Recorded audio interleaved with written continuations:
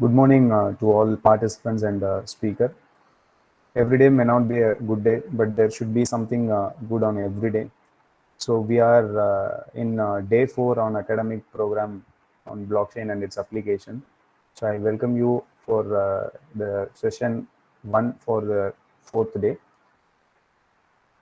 The session belongs to blockchain in automotive supply chain by Mr. Arvind Kumar.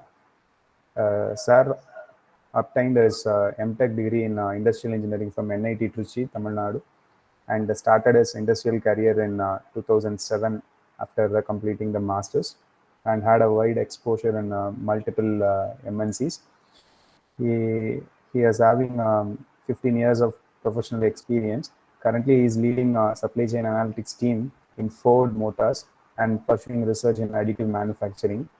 His areas of exposure are industrial engineering, Lean Six Sigma, material flow engineering, packaging, logistics, customs, data science. Also, his technical areas of interest includes Industry 4.0, supply chain analytics, discrete event simulation, and descriptive and predictive analytics. Now, I request Mr. Arvind Kumar sir to take over the session. Sir, please. Thank you very much. And just a minute.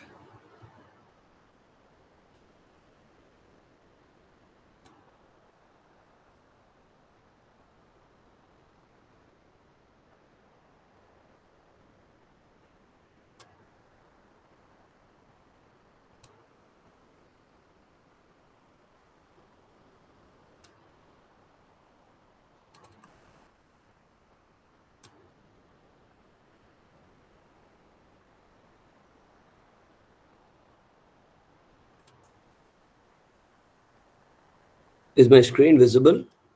Yes, sir. Awesome. Just a minute.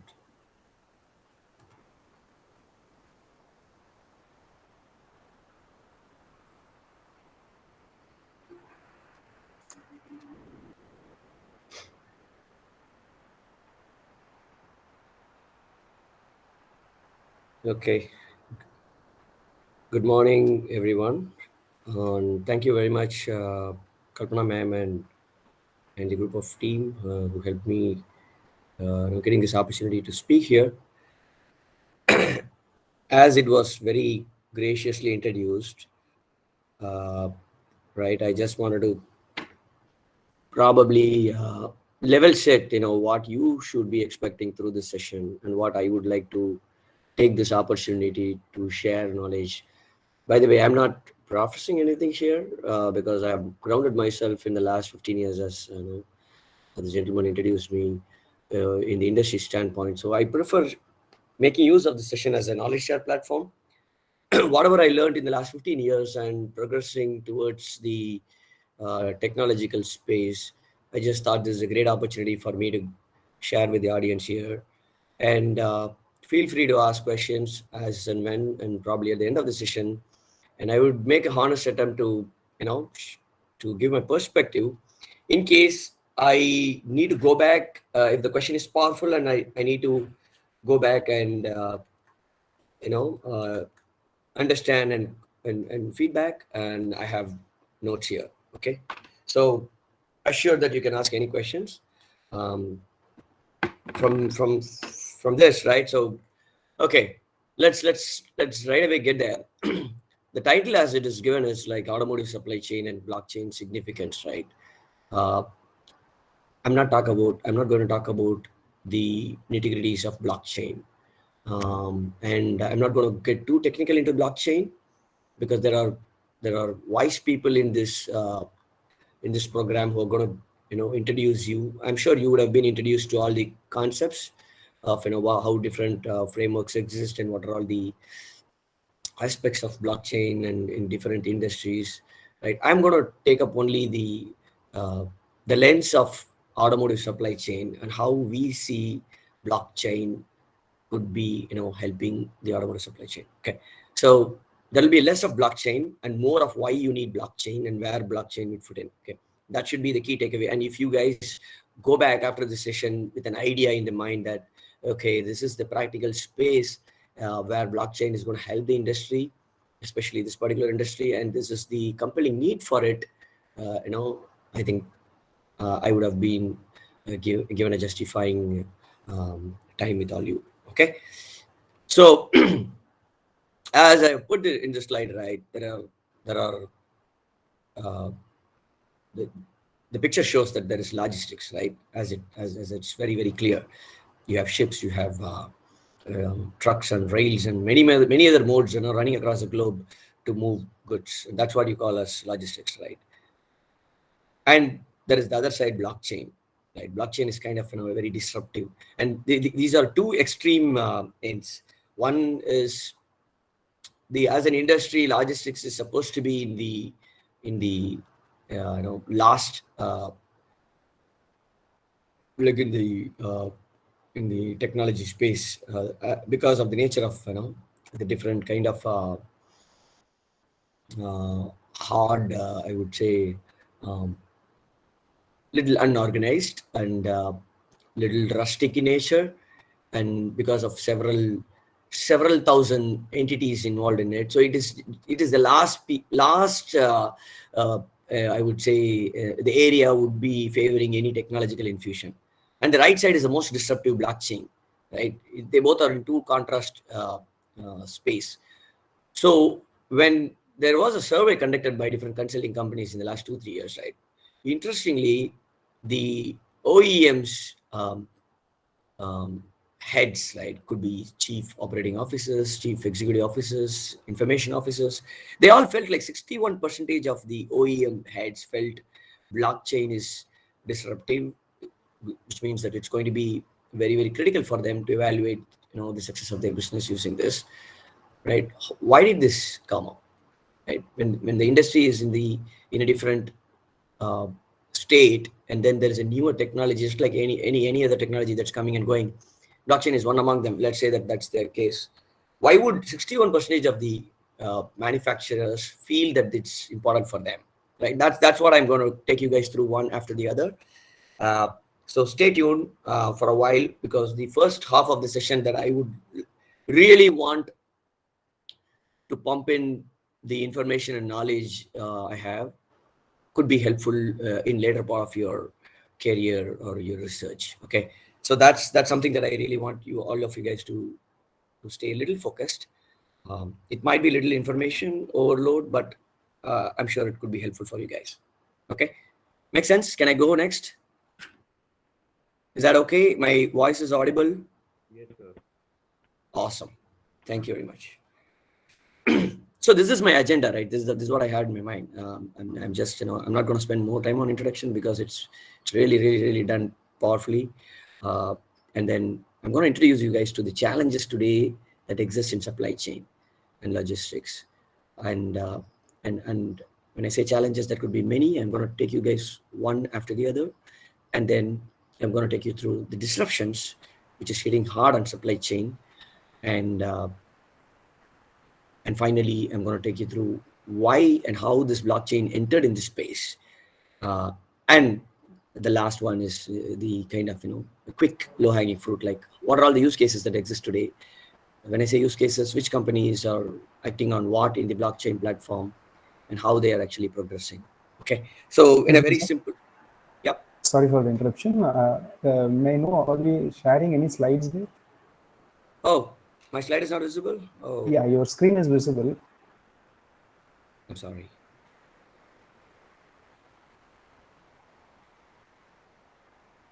Thanks for letting me know. I Yeah. thought, I thought that, yeah, yet to be started. I thought that.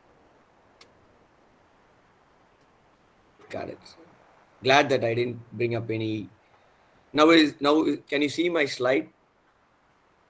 Yeah, sir. Now it's fine. Okay, thanks. Okay, so this is what I was mentioning, right? So I'm sorry, I was speaking about the slide, and then it might have been out of blue for most of you guys, right? So a key takeaway is 61% of all the OEMs feel it's significant for them. Okay.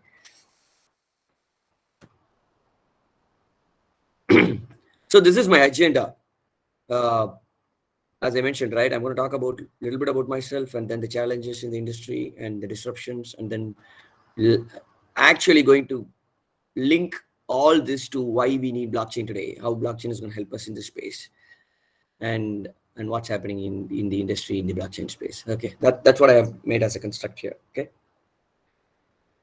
Okay, so as Kashyap, right? So introduce me, uh, myself, Arvind Kumar. I have overall 14 plus, close to 15 years of experience in industry. Um, I'm basically a production engineer. I graduated in 2004 and then pursued masters in industrial engineering in NIT Trichy in 2007. And from then on, had opportunity to work on multiple industries, um, right from software industry to uh, the tier one manufacturing in automobile industry, and then moved on to consulting, where I worked on multiple companies, as a consultant, and then right now with Ford. I've been with Ford for the last 10 years, so I worked in multiple domains, multiple areas in automotive space. And right now, I'm actually leading a team of data scientists, and I'm helping in supply chain analytics space. Okay, so I'm also doing. I felt it's been a while that I completely got disconnected from the research and academic space. So I was fortunate to get back to that space, and I started my research career from last year. I'm doing my research on finding the impact on supply chain with additive manufacturing as a technology. So that's another space that I'm involving myself in the recent years. Okay, so these are all the companies that I work with. I work with Cognizant, TVS, CGN, Caterpillar, TAFE, and with Ford. So overall, I was very fortunate to have worked with multiple industries, multiple domains, and in multiple roles. So I feel that got a fair decent idea how the industry is moving, and which is helping me have this conversation with every one of you in sharing my experience and knowledge. Okay, I'll quickly move on. I don't want to spend more time on this. It becomes a little boring. Okay, as I mentioned, right, the first topic that I would want every one of you to know is on the challenges today. Uh, by by supply chain definition, right? If you go back, and there are beautiful definitions, right, from the academic books to the Apex, right? There are councils who are actually helping people get profound on supply chain concepts. So overall, right, if you look at it, you can define it in thousand ways. But what I feel is, and a simple term is, you need to make sure you have a cohesive communication with respect to materials and the information in the flow of, in a flow, just to make sure that everything falls in place, and then you get what you want at the right time at right numbers, right? So it's as I mentioned it to be very simple, but it's a mammoth task in general when you are handling a big scale of operations. You have to make sure commercially you are seamlessly moving all your materials, communicating seamlessly all the information associated with it, and then seamlessly making sure that you handle your financial transactions against that movement, right? Just to make sure everything should fall in place so that you don't have any block there. It's as I mentioned it, right? So to make this happen uh, in a perfect way, right? You obviously would have a lot of obstacles. There could be 1,000 obstacles, but I just picked the topmost 5 obstacles or challenges, I would say, that's an automotive supply chain person would quickly be able to reflect to. So you see, this is a kind of a bullseye, right? So you start from the center, and then it should go in that order of magnitude. So the topmost problem for you is the visibility, uh, which you should be worrying. Why, with all the maturity in the industrial evolution, why would we have the visibility as a problem? I'm going to take you through that in a while. And there are a lot of risks. So how do you manage that risk is the second topmost challenge. The third one is your cost, right? There are several costs associated with it, and there is complexity, right? And the complexity, as I mentioned, is because we have evolved over a period of time, complicating things, right? Why we have complicated? I'm going to take you through again. The last one is the globalization, which is a good thing, right? Why should I treat this as a challenge? Because that's where the whole thing is emanating from. So the way you should look at it is the order of the challenge is from the inner to the outer, but I'm going to take you through from the outer to the inner, because that's how you're going to get chronologically understanding, the problems and the effect of one over the other. Okay, so let's go to the first challenge, right? The first challenge is globalization, because I'm going to talk from the less vital to the most vital. Okay, so globalization, right? I hope you guys should be having a decent understanding of it. There is everyone should definitely have a minimal understanding of what globalization is all about, but there is a lot of nuances into it. It's not just about making the world a global city, but it's also about what practically was a barrier and what isn't a barrier when this globalization came in, right? So if you date back 90s, right, we had different policies, fiscal policies, and trade policies, which wasn't really favoring, in a way globalization is favored today. uh, you have to have foreign players getting into India with not with 100% stake, right? Which means that they have to have a joint venture set up here, just like how China is today, and many other countries also have. Which means you have a barrier, you have an economic barrier, right? So you won't allow foreign players to play a big role here. In the same way, you would not have that kind of lucrative state to go and procure an imported part. You have to choose a local player before you choose an imported player, even though he might be competitive from your standpoint, right? However, the equation changed completely in the late 90s and in 2000, where we opened the floodgates, and several multinational corporates that we are seeing today have got a strong foundation or footage from then on here. It's all because of that change, right? So what it means here is you can easily make a trade.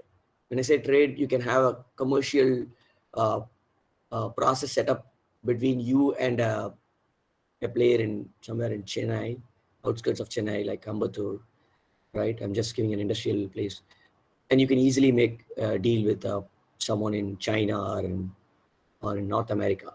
So there is no barrier for you. As long as it makes sense for you, you can easily go. There is no hindrance for you to go and make a trade with them. You can procure any part from anywhere in the world. There would be an equation today, but it does not restrict you to comply or uh, make or break that step to go and make a deal. That, right, it happened in India, but then it was already happening in multiple countries even before and during that time. What happened over a period of time is like there's complete movement of materials from continent over continent, from a raw material extraction place to a first level value additions place to the final product and to the final customers, which means that a small raw material can be excavated from the earth in one continent, and it can go to another continent to get value added, and then it can go to multiple continents and finally reach at the last continent, where in a country you would want to produce that final product, and then you would ship it back to that same, maybe to that same continent or a country where the raw material was extracted, right? The customer might be there. That's that level of freedom today it exists, and that's the level of complexity it exists. You're going to move materials across the globe a number of times. It depends on um, how the supply chain is constructed, and you won't even know that that's how it is working, right? You will not have that visibility. But I'm just giving an example. You look at the last figure, right? The raw materials are the green ones, and it can originate from South America, and then it can go to Europe, and then from Europe it can go to Asia, and then it can travel back. Just as an example, I'm giving. So, and because of all these things that exist, companies started cloning their footprints across globe.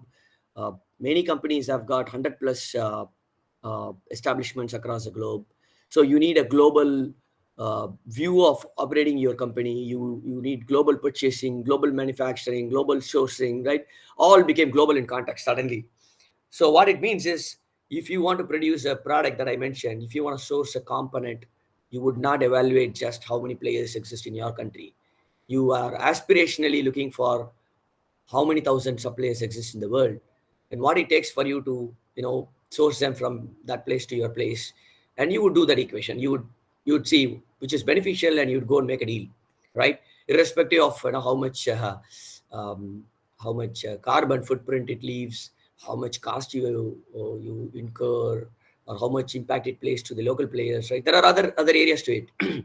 But globalization has come up with such a bang that every multinational, every startups trying to become a multinational, all wanted to tap this opportunity. You see the top chart, right?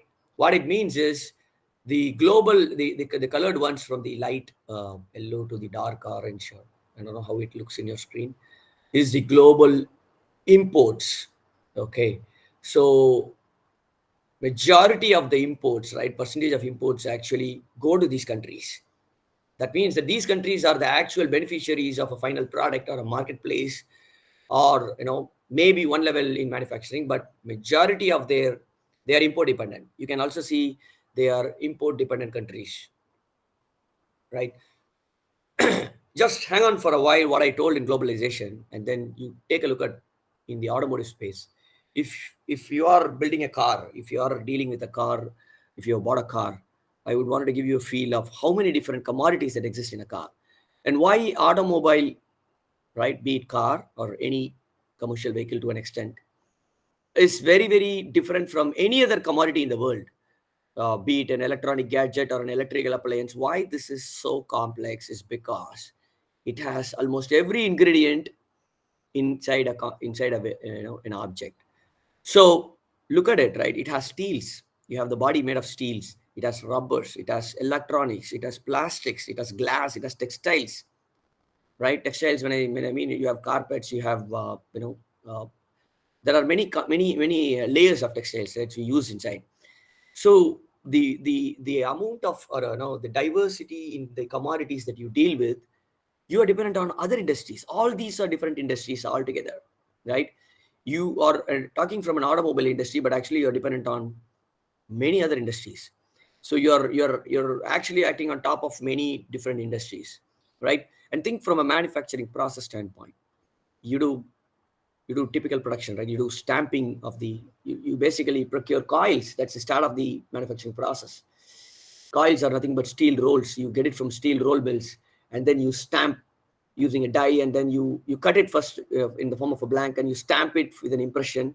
You get some formed product, and then you start fabricating it to become a body, right? And then you paint that body, and you start fitting the in parallel. There are engines that you would want to you start from casting, forging, and you get the basic components of an engine, and then you add wirings and sensors, and you get some 100 plus parts assembled to become an engine.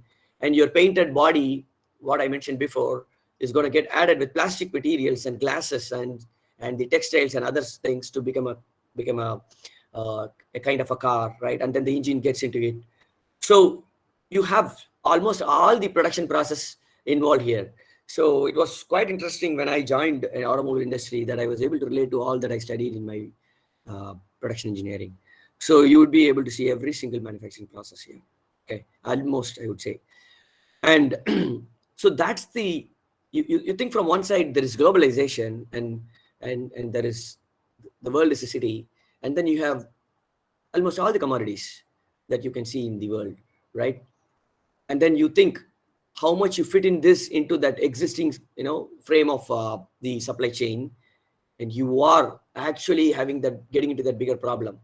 You're global in scale, you're massive in terms of the number of commodities you want to handle, and you because of the globalization, you are import dependent, right? You, because you wanted to be competitive, you are okay to procure it even from the farthest ocean, farthest continent, and that's the starting point. That's where all your problem starts. Okay, and you have a bigger team. You might be having 150 plus factories in the world, and you might be having 100 offices in the world, and you might have a central office where you want to take decisions because you have that bird's view to take decisions, right? Think from that perspective, that the scale of complexity is starting from here. Okay, with this I would just go to the next set of challenge. Okay, this is going to be this should stay in your mind for at least 30-40 minutes, so that you can easily connect to the other problems, guys. Because of the globalization, right? Okay, I told you that you can go and pick up art from the farthest ocean, right, or the farthest land. Okay, how can you pick up? With whom you can make this deal happen? How many different ways you can pick up, right? That opens up one level down. The impact of this complexity that exists today, because there are several ways to do, right? You have this problem, right? Let's not talk about that problem for a while, but let's talk about how many different players who are going to help you in make this happen. There are freight forwarders. Freight forwarders are nothing but the intermediate player whom you might want to have contract end to end. You might be a supplier in North America. You might want to sell a part to a factory in Australia. A freight forwarder is typically a guy who's going to help that happen. He's going to make that happen door to door, right? He's going to go and pick your part from your place and then ship it all the way back and then transport to that particular place. He need not own any of the assets, but he might be acting as an agent. Okay, there are also other ways to call non-vessel operating carrier, but in general, let's stick on to freight forwarder. Uh, there are players like carriers. You can go by the definition carrier, one who carries. Right? Carriers are nothing but the actual player who might have invested in an asset. He might have invested in trucks. He might have invested in the containers that you would have seen, 20 feet, 40 feet containers, right? You might have seen on the road, uh, right? So he might be a carrier, might be someone who might have a contract, might own some assets, but who might be actually moving that part. A freight forwarder might be acting on top of the carrier, who might be engaging to make that happen. So it's again in the order of the top layer to the bottom layer, it goes. And there could be an intermediate player in the land who are called third party logistics, who might be operating on the road generally, carrying materials from the truck in truck, and then putting it on a line haul, bigger truck, and then cross docking across warehouses, and then dispatching to the particular location. And there are vessel operators, container operators. They are called equipment providers. So think about it. Globally, you might have many layers, and it depends how you want to have contract with. You might want to operate with all these players because you might want to have control over it, or you might want to stick on to one guy who might have control over the other guys. And globally, you can, and each of these players, right? If it can handle multiple routes, multiple ways of doing it. You can either ship by air, you can ship by in the ocean by ship, you can ship by rail, you can ship by truck, right? In India, there are also rail movements, by the way, but not predominantly used. And there are coastal shipments where we can ship, but then that's also not less popular here. Predominantly, it's truck movement here, but whereas in other countries, it's completely inverse. So look at the routes here. Stick onto this chart. It will give you the complex, complexity, a feel of it. The routes exist if you want to ship from the western side of North America to reach China. You can ship through this way, right? Ship through the Pacific. Whereas you could also ship through all the way through the Panama Canal, ship all the way around Africa, through the Indian Ocean, through the Singapore Strait, and then you can ship it to China. Or you can ship through inside between Africa and Europe through Suez Canal. So the most popular and the congested route across the globe is the one that's deep red in color, which means From US to China, the most congested route is in the middle, not on the reverse side. So it goes through the Panama Canal, or if it's originating from east, it directly goes through the Pacific. I mean, Atlantic, I should say, right? And then it goes through the Suez Canal. Suez Canal is nothing but a small canal. It runs hundreds of kilometers stretch. I'm going to talk about it for a while in the subsequent slides. But this, if you are not aware of it, I encourage you to go and search what is Suez Canal. You would be surprised that that narrow canal is supporting massive movement of materials across the globe. Okay, so through Suez Canal, through Indian Ocean, through Singapore, Malaysia, right, and it goes through China. This is the most congested route. Most of the vessels go through this because you're going to touch about all the countries and continents, right? You're bringing in a lot of efficiencies here. A quick check on my audio. Am I audible? Am I clear on what I speak? Yes, sir. Thank you. I just want to make sure, right, in this work from home remote world, you need to make a quick check because it's a monologue, right? So I want to make sure that I'm audible always.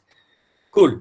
So with that, guys, just take a look at how North America is. You would have all the movements here. You would have the red ones are nothing but I would say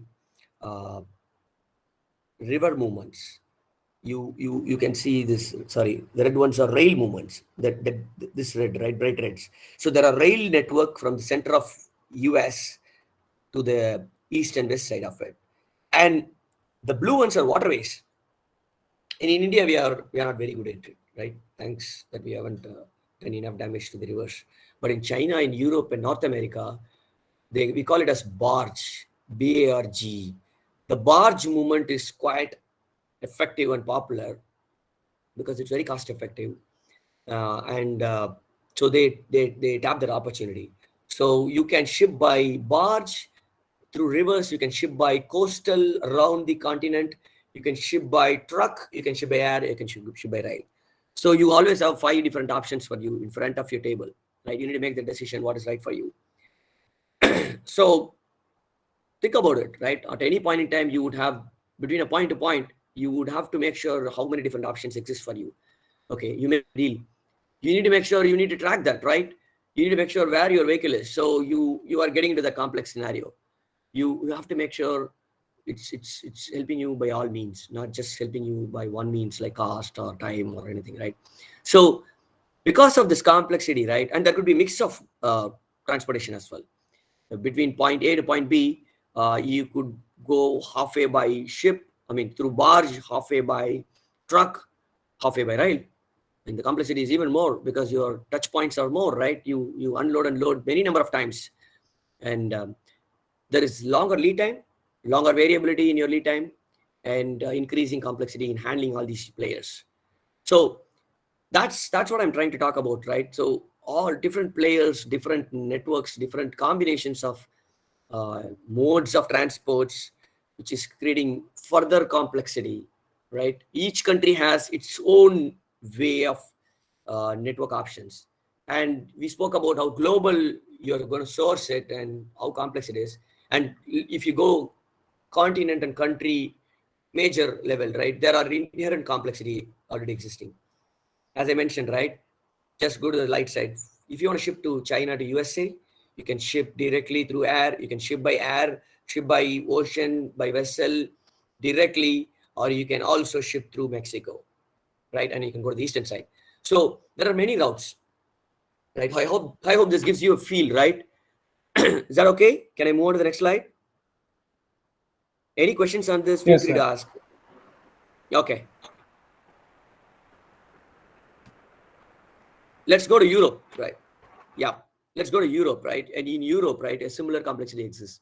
Europe, unlike other countries, right, even though United States of America, as we call, different federal states have their own way of managing. But in Europe, technically they're all countries, but there is a strong European Union there, and then they have over a period they've evolved to make sure that every country is looking like a city, right? You can easily ship across countries in Europe. That's one of the reasons why Brexit is hitting hard. I'm going to touch upon it a little later. But think about it. You can have, as I said, a raw material can be in one country, a tier one can be in another country. You can easily ship it. It's not, there is no legal barrier between the countries in the Europe. How did this happen over a period of time, right? Because there are waterways connecting multiple countries. There is a famous river in Europe that's called Rhine River. That Rhine River flows across multiple countries. Uh, so you can see it here, right? So that Rhine River is the lifeline of Europe. It starts from Switzerland, it goes through France border and Germany border, and it goes through Belgium and finally gets to the Rotterdam. And Rotterdam, by the way, is the most popular port in the Europe next to UK, right? So you can actually easily ship at a cheaper cost, right? All you need is that river should be flowing with a lot of water throughout the country so that big vessels can flow through. So this is another space you might not even be aware of it, right? I, at least when I joined career in industry, I never knew that this existed. So again, you have river movement, which is barge, and you have rail network, you have air, you have on road through trucks. It's getting even more complex, right? So it depends. If you have settled down to your contract with from a Germany player for a plant in maybe in Maharashtra, you need to know you're not going to directly take from Germany through air. From Germany, it might go to Rotterdam through other modes, and there you might be taking it through ocean, right? So without knowing all these things, without knowing who's going to help what, you will not be able to do a diligent job in managing your supply chain. Okay, I talked about North America, I talked about Europe, and I'm going to talk about the next biggest country. That's China. Okay, in China, right, it's even more complex. You have to split China into north, south, east, west. It's a massive country, right, in terms of the size of it, and each is different in its own form. So the northern part of China here, right, is colder, almost like Russia. So the supply chain logistics is completely different there. You will not have all the different options exist there. Whereas the eastern part of China is where you would, not the western part of China is where you would have more automobile companies existing. Almost all the major players, play a role there.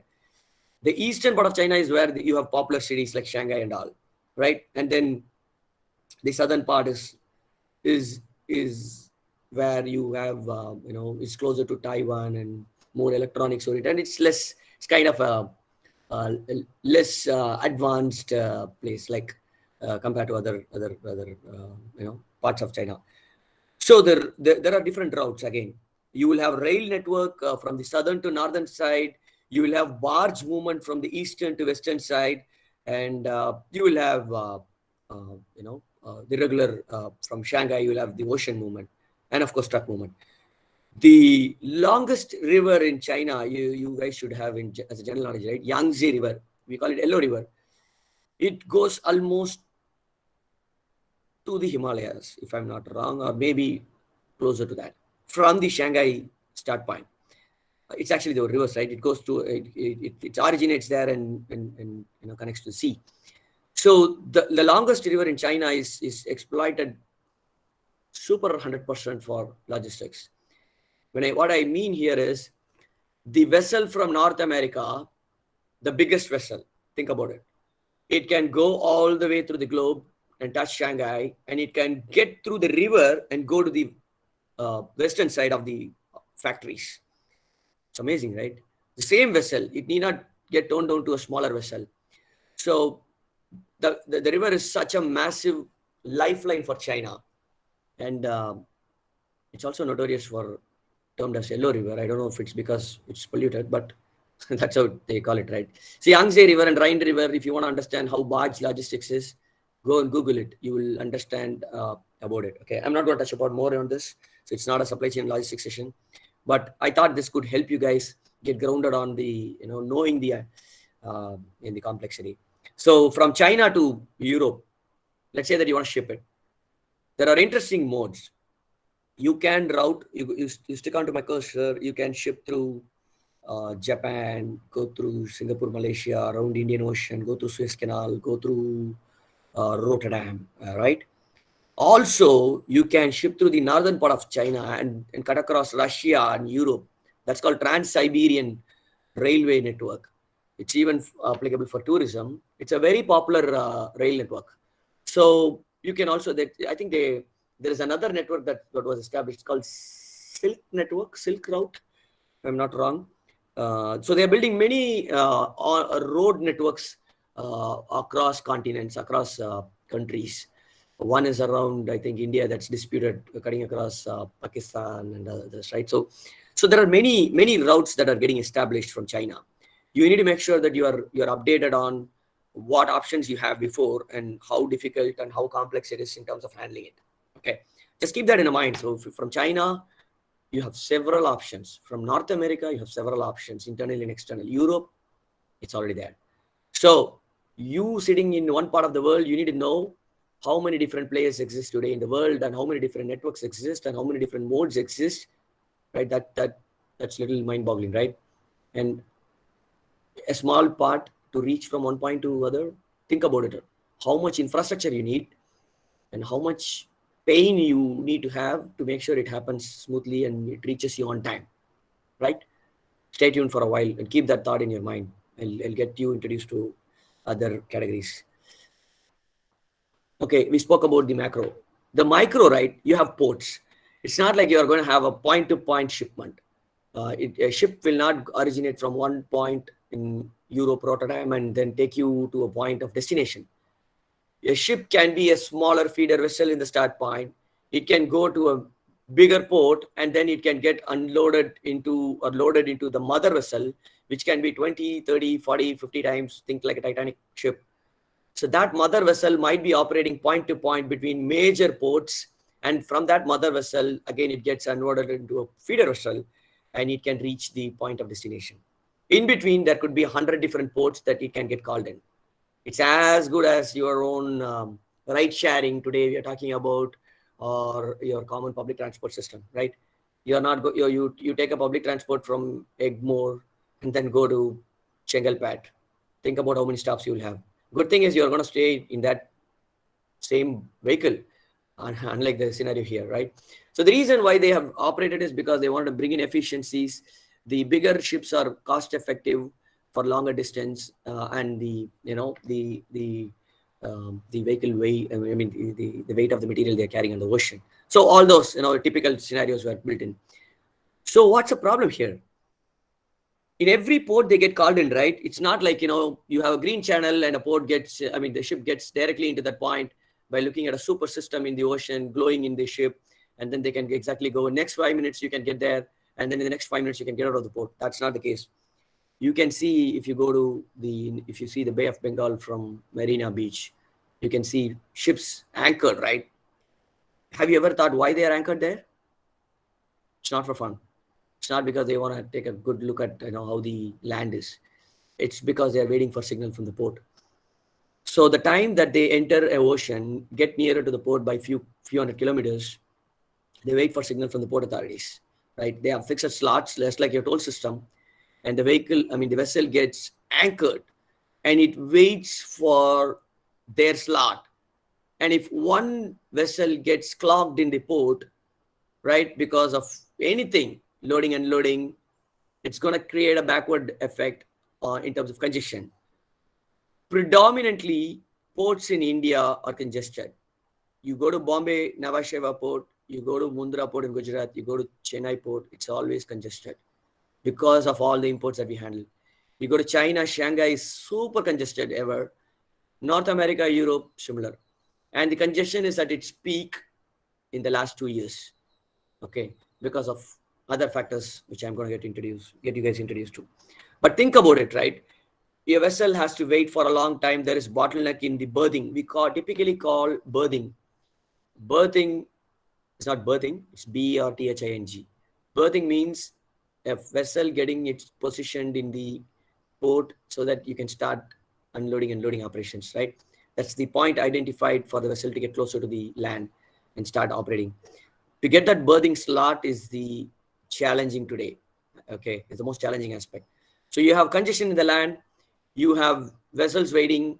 So every port is is super complicated on its own.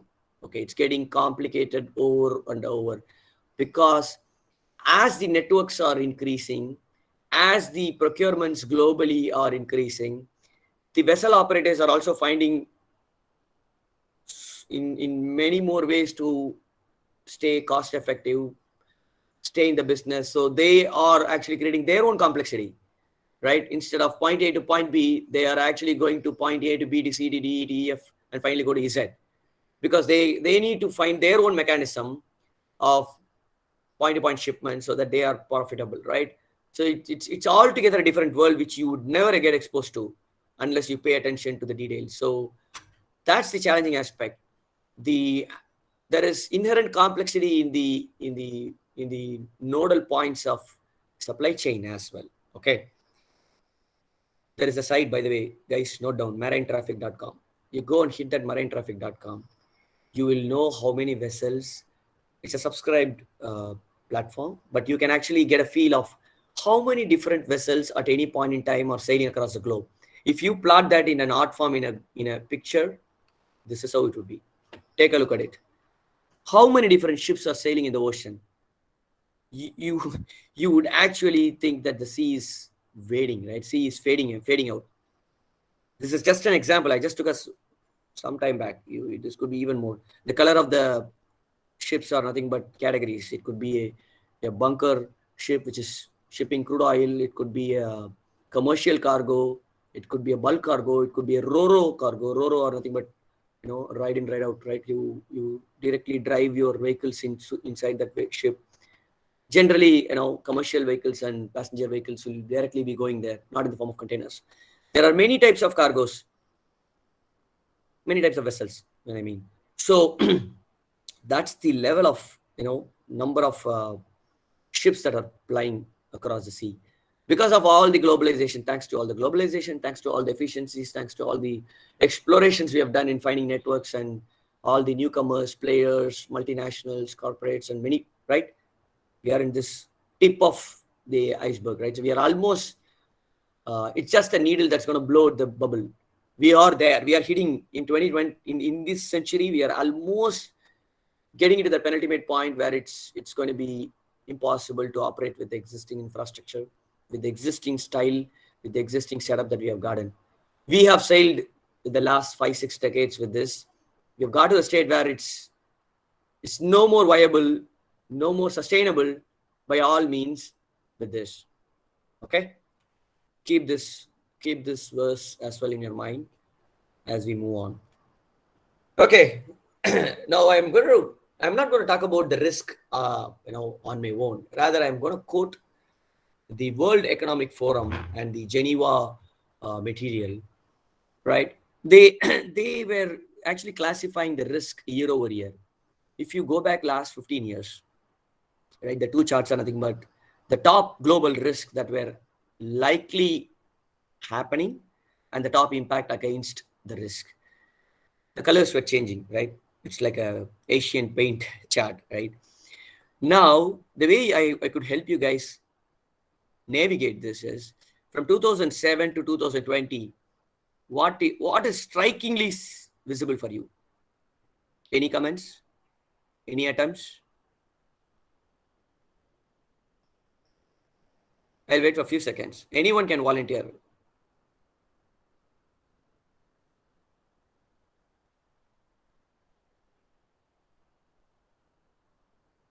No problem. So, as we go year over year, right, the different kind of, the blue ones are economic, geopolitical is brown, red is societal, technological, right? The green ones have been predominantly taking a big place in the last 2-3 years. You guys noted it? Which means the climatic effect and the environmental impact is, and associated risk and the impact from that is taking bigger attention and bigger role in the last 3-4 years. And the next one is the technological. Okay, technological could be cyber attacks, which you would think, why would a cyber attack hit supply chain and logistics, right? I will talk about it for you. So the topmost impact that they have seen, unlike the other economic or geopolitical thing, right?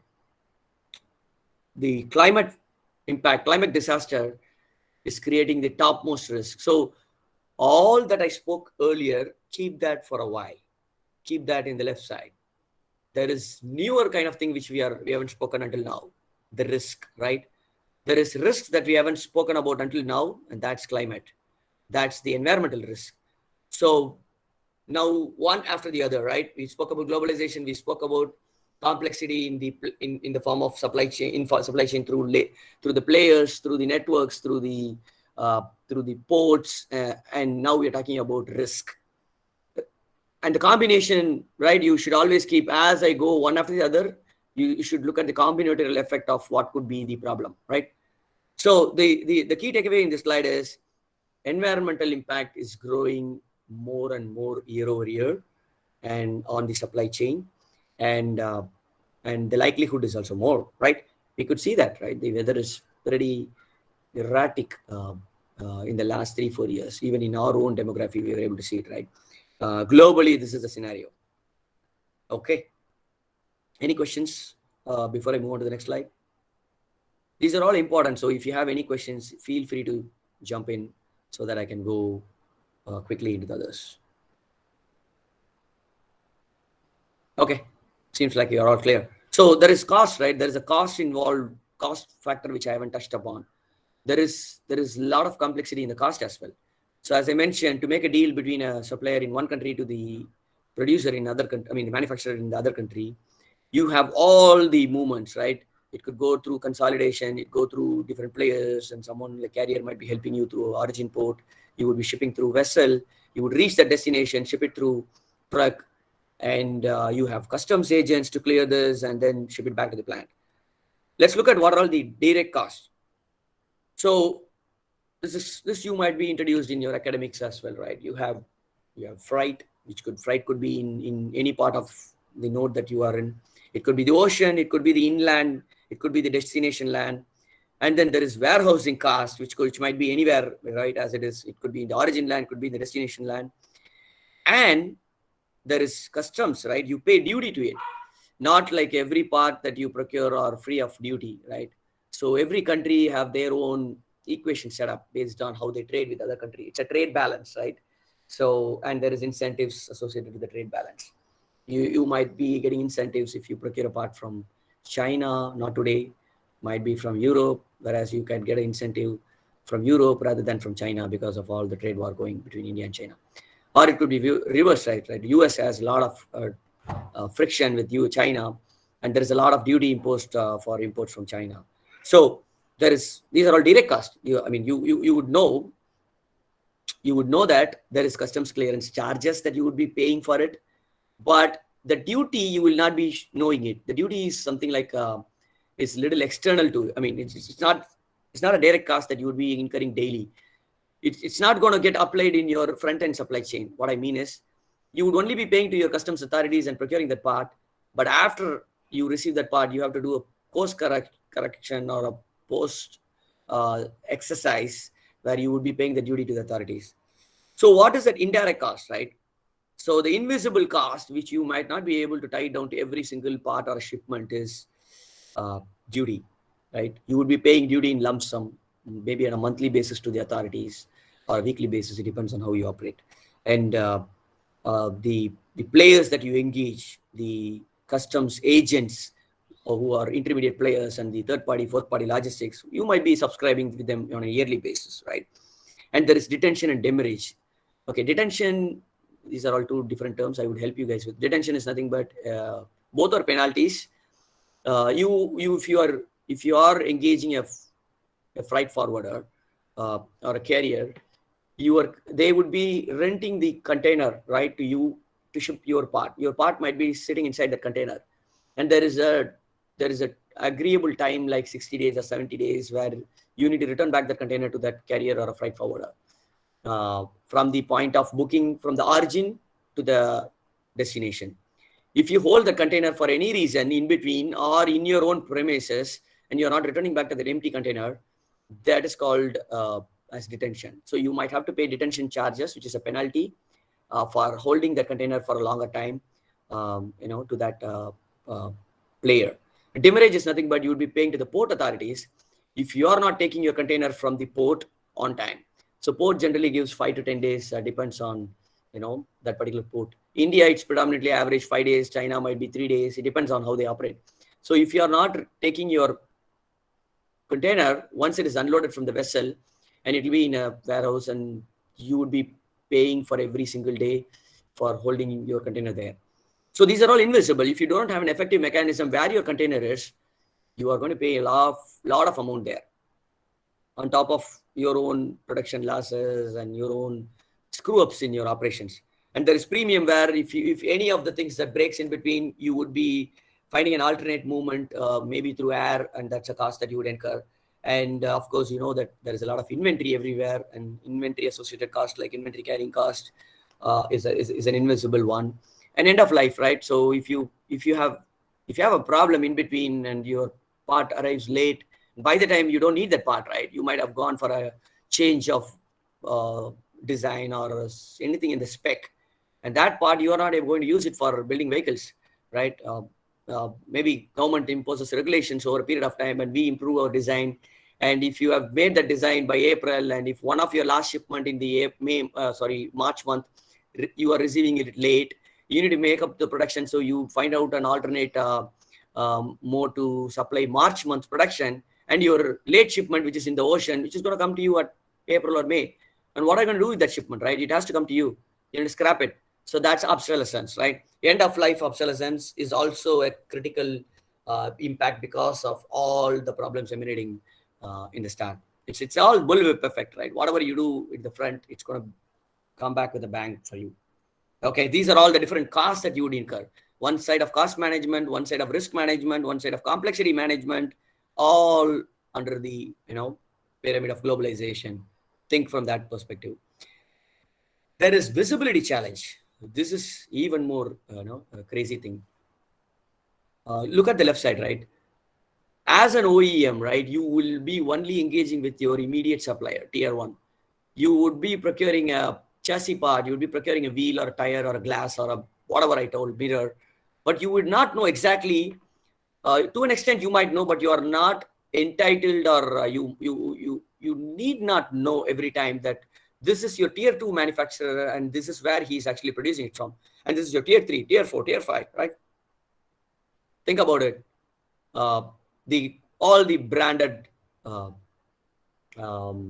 leather products, right? The wallets and the big whatever you might want to call. I'm not a great follower of that. Maybe Lee or whatever, right? You might want to do branded wallets, branded leather products. You might be having a supplier in Chennai. They might not even have a board, right? They may not even have a display, or make it. It's contract manufacturing, right? So they might be tier three or tier four or tier five, or maybe even tier one. So you will not know where your product is starting from in terms of manufacturing.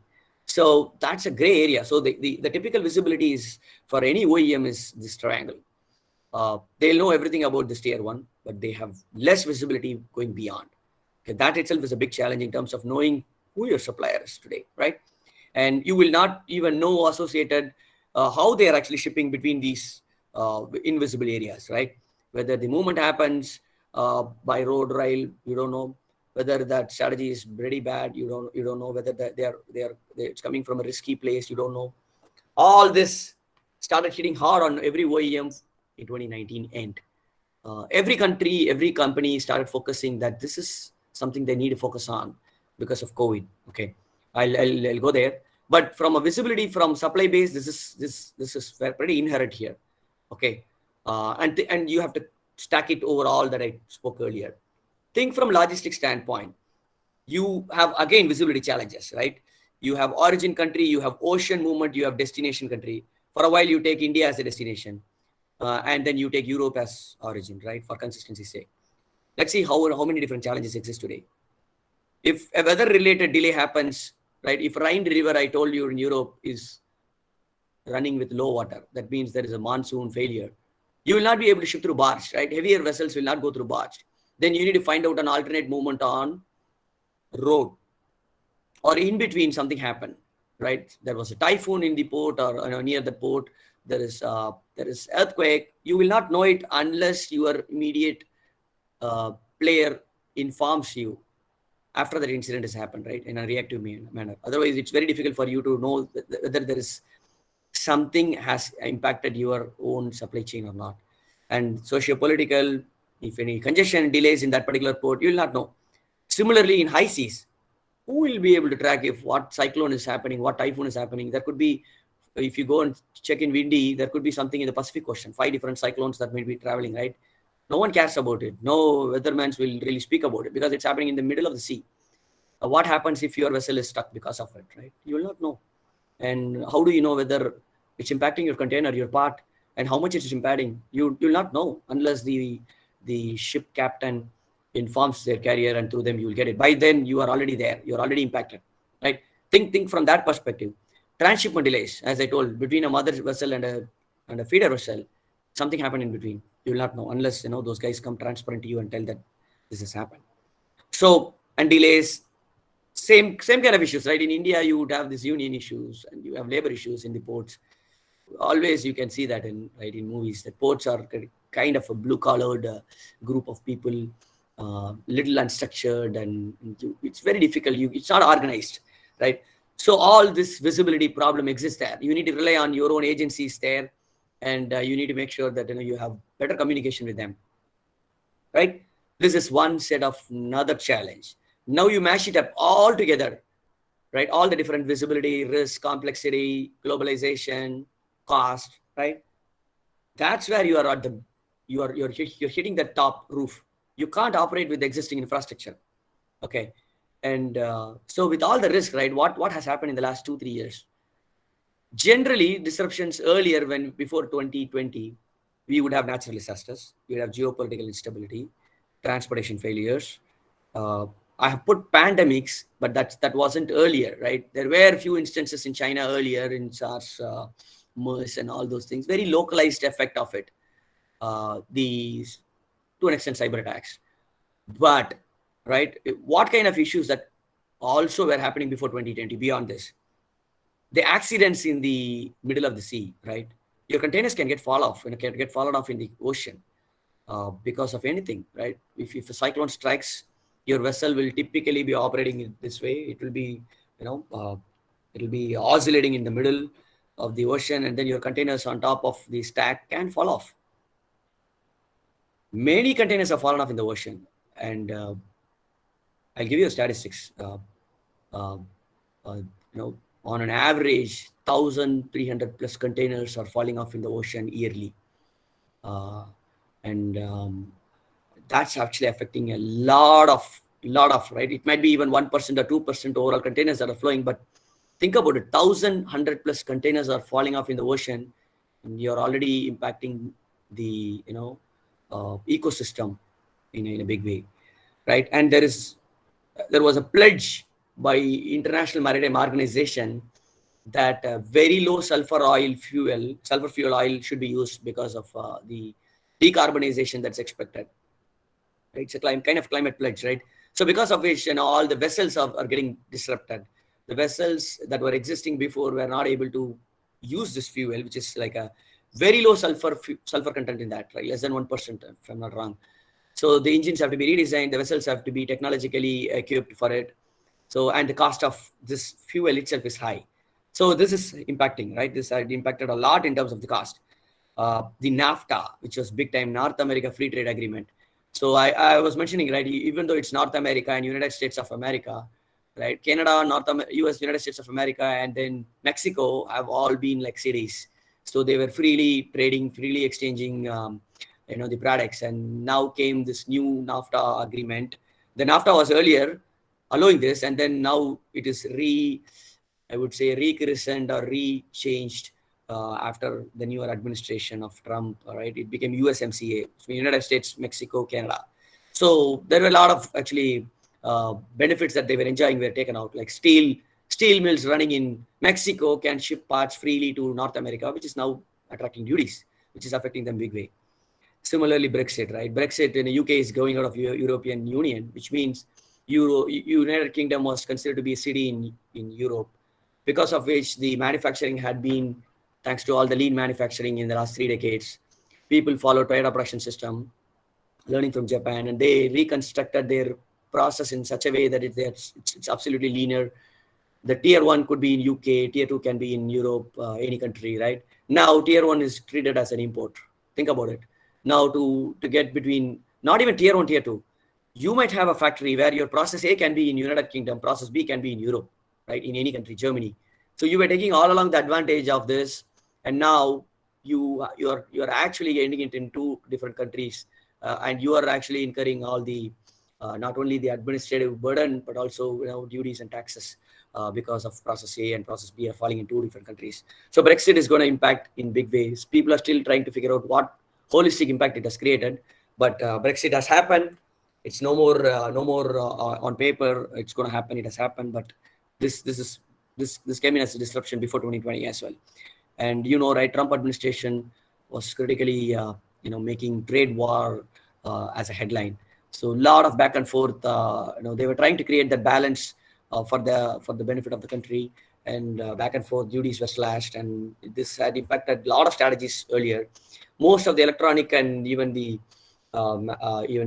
commodities like health, the household, right, were predominantly coming from China. The plastics were from China. Any plastic commodity for the United States would have a presence originating from China, and the brunt of all that trade war were actually on the customers of North America, right? So it's still there with the new administration. I think they haven't really gone back to square one. They're still continuing that because it's more complicated today. So this is even affecting, right? So these are all something that's already there, hitting hard. So I was mentioning, right, the world, um, uh, the agency, right, shipping agency, World Shipping Council, they told that 1,382 containers are lost on average every year on the ocean, different oceans. So what was different in 2020? We all knew, right? COVID outbreak. We never ever in our dreams felt that a disease can disrupt the world so hard. With COVID starting in China, right? I was fortunate to have been in some form helping in the analytics space for companies. And when it was starting in China, we never knew that it's going to hit hard in every part of the world. So it was only a city, as we all know, right? It was slowly hitting on the countries that were dependent on China. And by the time we all realized it's going to hit these countries, it switched back to Europe, right? And by the time it switched back to Europe, and the entire world was locked down, because by then we realized that even though you would have a manufacturing place in North America, you might have a player in Europe or in China as tier one or tier two, right? The initial impression was when it was started in China, players in North America and Europe did not feel that heat because they were melting their inventory. The customers or the manufacturers in OEM were happily getting the parts from Europe because they thought, okay, it's happening in China. Maybe it gets solved just like the earlier epidemics. But then once they were melting their inventory, they started understanding the impact of that. Their tier two is in Shanghai, right? By then they started waking up. What is my tier two in Shanghai or tier three in Shanghai? So when are they going to get up, right? By the time entire China was locked down, and then adding fire to the fuel to the burning fire, right? As we call it. Now it started spreading in Europe, and the entire world was locked down. So COVID outbreak was an eye opener for the companies and the industry and research people to conclude or gain momentum on the fact that this existing supply chain model is not going to go or it's not going to sustain because it's going to fail. There needs to be an enabler because we are not equipped enough to handle all these crises. We are already burning. We are already bleeding with all the problems which we have been getting added year over year, decade over decade, because of all that complexity we have built in it. And with existing technology and platform, it's no more sustainable. It is going to break. With 2021, with even more, right, the problems, some of you might be knowing, but I take this as an opportunity to tell what crazy disruptions that happened in 2021. The semiconductor crisis, right, chip crisis, you might have read in articles. After this COVID outbreak was little managed, the world was opened and every company started with a bang. Especially North America started seeing a lot of momentum in the automobile industry, especially. There were a lot of demands, and then they started producing it, and then got the big hit that they were not able to build full car, because most of the cars today are sophisticated, which means that at least 5%, 2%, you would be having electronic components in it, and those electronic chips, manufacturers are hard blocked because of semiconductor components that are not coming from China or in Taiwan, or so they were like, why, what happened, right? So the initial feedback or accusation was like, when the entire world was locked down, the automobile industry conservatively cut down the demand, and because of that demand, the chip manufacturers diverted the demand to healthcare initially, and then they thought, because we were all locked down, we got into that buying spree. We started left, right, buying electronic equipments, and then they diverted all the capacity to electronic manufacturers. And then by the time automobile came back with a bang, they didn't expect that the automobile is going to pick up so fast, and they were not able to support. So it goes on a vicious cycle, right? And it took a while for them to understand what is that, who are the critical players in the semiconductor uh, space impacting automobile companies, right? It came to a surprise that our selected big players, very handful of players, are supplying to the world market. So because of the semiconductor crisis, right, now started people are understanding, okay, what is my tier 4 or tier 5, which could be tier semiconductor, right, which could go as a component to a chip manufacturer, and that chips might come along with a component like a big module and to OEM. But OEM cannot be resting assured that I care only about my tier 1, right? Because you got hit hard now with all the problems circling around. You have one more problem, that's semiconductor crisis. And that's not the only problem. What happened even before that, right? You guys saw this. Let me touch up this problem. Taiwan, right, had a big, severe drought crisis. Their lifeline river became dry, which is like once in 50 years it happened. And how is it connected to this problem that I'm talking about, right? Because to produce a silicon wafer or a silicon chip, right, you need ultra pure water, super ultra pure water. So you all knew, right, to get a treated water, there's a lot of wastage. But the potable water is like 2 levels up from the ultra pure water. So to get that ultra pure water, you are like super wasting a lot of water, right? So you need a lot of water, natural resources, to produce a chip. So with Southeast Asian countries dominating this chip manufacturing, and if this drought crisis can happen, this is going to impact their chip manufacturing ability as well. So this is again going back to the climate disaster and climate pledge, and it's all vicious cycle now, right? One side you're trying to make your ocean cleaner, and one side you're already getting impacted by the climate disaster, because of which, right, you never knew that your small chip that is going to waste a lot of water, and that's because of which you're not able to produce a car, and because of which you're not able to get your car. So at least, knowing all these things, I thought that I should be mindful of all the electronics that I procure, because in one form I just want to make sure that I'm responsible, because I'm wasting water, right? But that's a different topic. Okay, let's keep it aside. So the other side is, when the semiconductor crisis is studied well, okay, people were telling, many research companies published many papers. All the research, you go to scientific journals, you would have active contribution in this space when this is going to get over. And by the time they're even studying their own, even they should have been started proposing what is the remedy for it as well. But then there happened a fire in Japan, where it's even one, it's a company name is Renesas. They are kind of, one level up for the chip manufacturer, and they are monopolistic. I mean, they are monopoly there. They're like controlling 30-40%, I guess. It's just that 30 plus machines getting impacted by fire is impacting the automobile industry in a reverse way, right? So for the chip manufacturer to produce, then this Japanese company also have to be fully up. They are already constrained with the capacity because of the diversion, and now it got hit by it couldn't be helped by other countries like Taiwan because of drought, and then their own primary fabricators, right, chip fabrication companies getting hit by fire, which is a monopoly company. So think about it.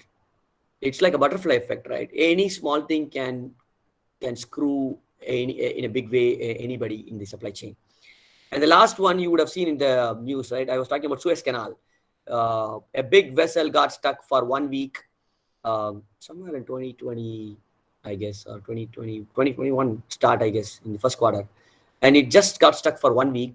And it's a day journey to go through Suez Canal to reach the other side of the ocean.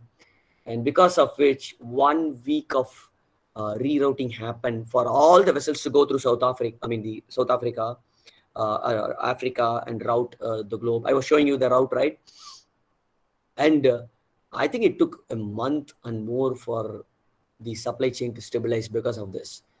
So it's again a Japanese vessel, Ever Given, right? The Ever Given shipping container. That's what we have mentioned. It's just that one ship, and there's a lot of impact for that company, even though it's covered by insurance and all the stuff. But then it's had a mammoth effect not only on them but also on the entire supply chain.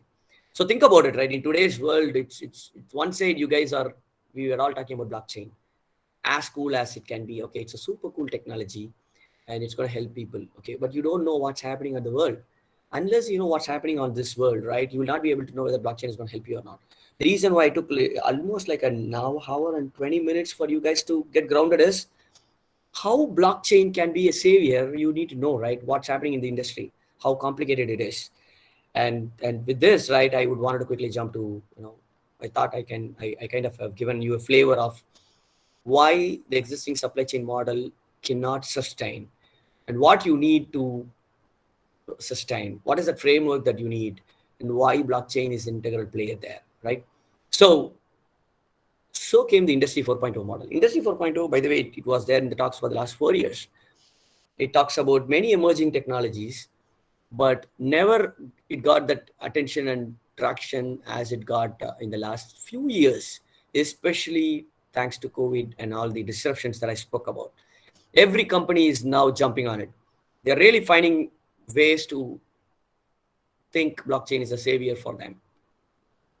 Just take a look at Industry 4.2 framework. There are many technologies here, right? Internet of Things, robotics and automated systems, 3D printing. That's my area of interest as well. Augmented reality, cloud computing, AI, cybersecurity, goes on and off. It's just it's a cherry picked pillars here.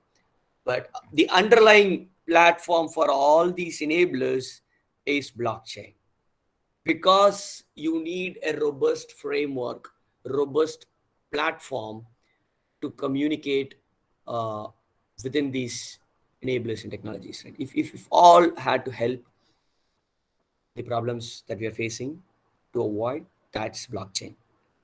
The analogy that we have given here is you would have seen in many presentations. In the early decades, in the last century, right, I would say 17th century, 18th century, there was a lot of focus on mechanization, like the thermal energy production from the coal, and even to an extent the electrical energy, all were happening in that space. So that's kind of an era of industrial revolution where you were getting a lot of focus on energy production.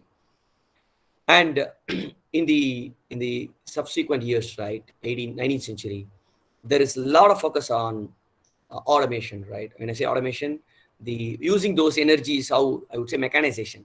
How do you purposefully use those energy in converting,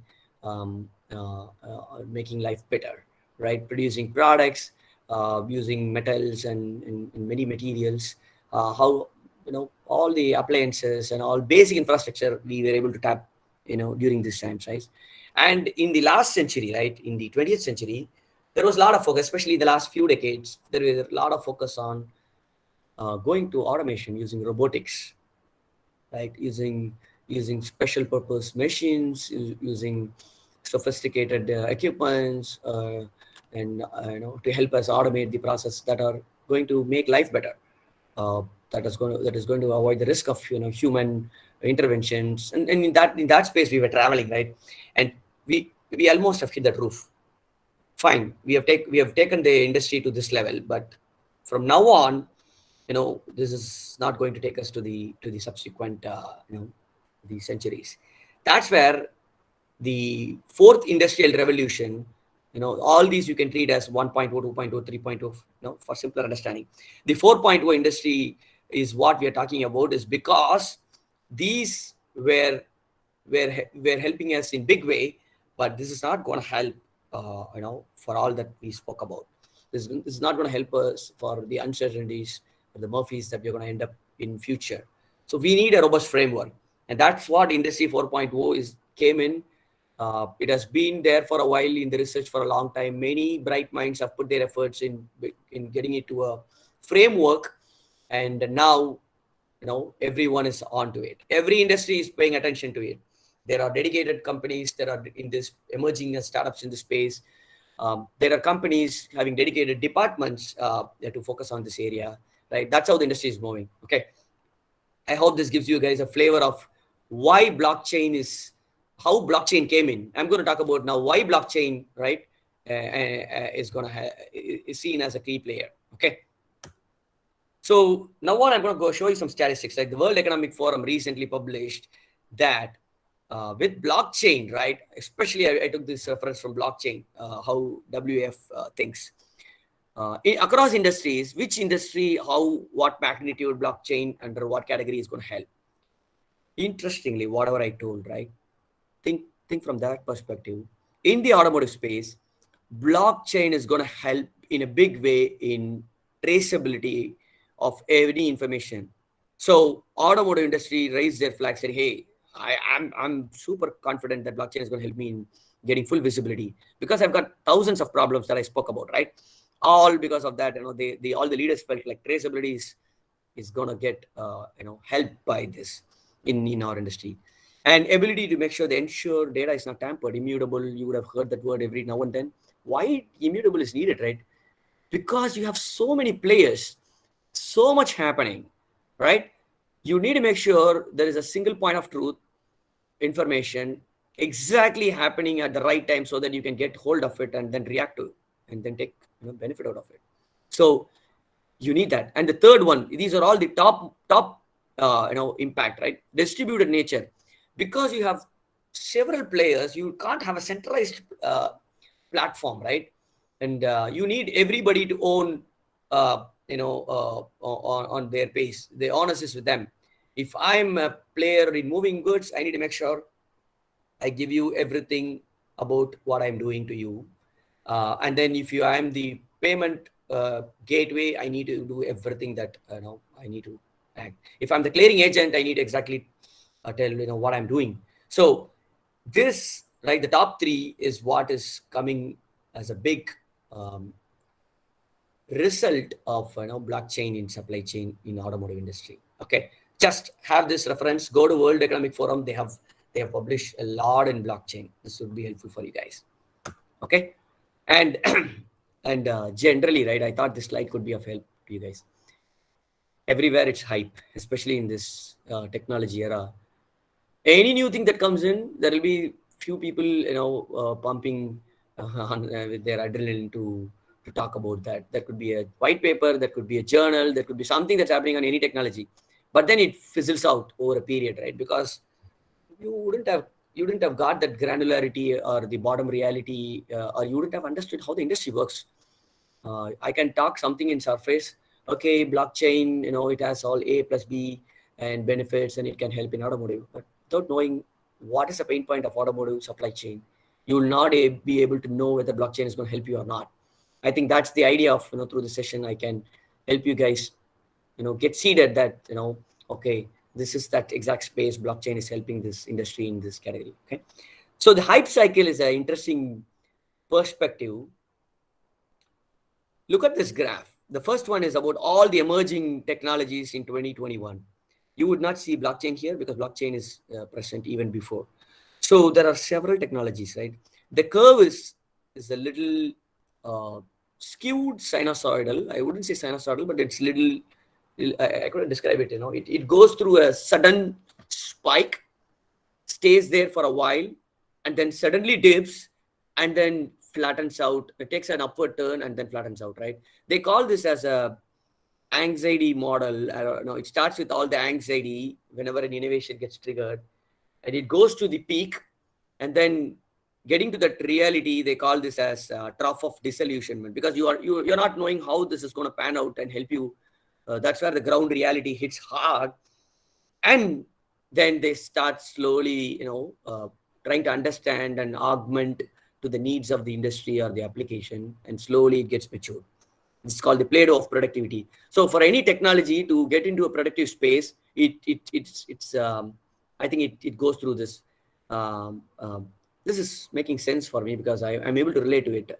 So all the new technologies that you might see, AI, ML, augmented reality, AR, VR, blah blah blah blah blah. 2022 will be coming up with 1,000 more things. Everything has to go through this curve. And now blockchain, since I mentioned the bottom chart, right? Blockchain has been there for a while, at least a decade. It must have originated at least 7 8 years back, if I'm not wrong, and or even before. But then it was gaining momentum in the last 5 years. Now think that in the blockchain space there are several use cases, right? You must have been introduced by many people, and yesterday Lokesh introduced you to many concepts, right? But the good thing is the blockchain has many use cases traveling through this slowly through this plate of productivity, which means that it's getting matured. It's getting to that groove of getting, productionized, or getting to that actual applicable uh, market use. So one of that is cryptocurrencies, right? Cryptocurrencies are because it originated uh, very early, and then now slowly getting into the use. We were seeing through the news different countries reacting to it, and already it's traded, right? So think that perspective. So slowly blockchain product as a service, right? That's also at the bottom dip, and all the platforms are also at the bottom dip. And slowly, I'm confident that this will move in these, Play-Doh of productivity. Maybe 2025, I think the blockchain would have more profound use cases and approved use cases, I would say. Okay, so the and the time frame, the purple one, right? The dark blue, 5 to 10 years. So, and cryptocurrencies are going to get mature in 2 years, less than 2 years. So we are almost there. I think this session, this whole five days of training is going to give you that super importance in your career, be it research or in your industry career, that you're dealing with something, you're getting to know about something that's going to be in place in the next 2 5 years, right? It's cool. So I thought this perspective could encourage you guys to know that blockchain is gaining momentum and traction overall. Make sense? Okay. So overall, right, so just as a reference, right, there are World Economic Forum mentioned that 40 central banks are researching on distributed ledger platforms, and there are 202 blockchain initiatives in the public sector, right, in across 45 countries are already there. So every country is already into it, trying to give their hand in it. So this is again published by World Economic Forum. I thought I don't want to go deeper into it, but I thought this could little bit level set. They nicely, talked about a framework, whether a blockchain is applicable to your industry, to your manufacturing company or not. You can just refer this. The way they say is, like I'm the CEO, right? If I'm looking at, or a CIO, am I trying to remove any intermediaries in my supply chain or not? If I'm going to look at, I have to cut down my players, right? Because of all the problems that I told you earlier. If I have to cut down at least a handful of intermediaries or brokers, then blockchain is important. Then I need to go down. Okay, fine. Yes. Or am I trying to digitize my assets? Because I'm going to digitize my supply chain. You need to make sure, be it a car or be it a component or be it any asset that you have, you need to have a digital twin of it. In simple terms, not in the crude term of digital twin, but you need to have the digital version of it. If you are interested to make your physical assets digitized, then yes, go for it. And then if you want to make sure every record around the digital asset is permanent, which means that you don't want to tamper it. You want to have a permanent record of it, then go for it. uh, uh, which is like, you don't want to apply this in a grocery store, right? Because you're not going to have you keep changing it, right? So I'm just giving a crude example. So it depends, right? You have to think about where you want to apply this.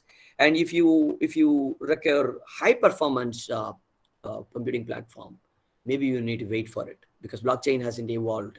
So what they say is until 2018, blockchain transactions are as speed as close to 10 minutes for a transaction to complete.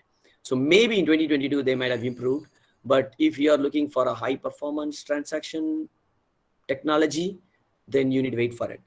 It isn't mature now.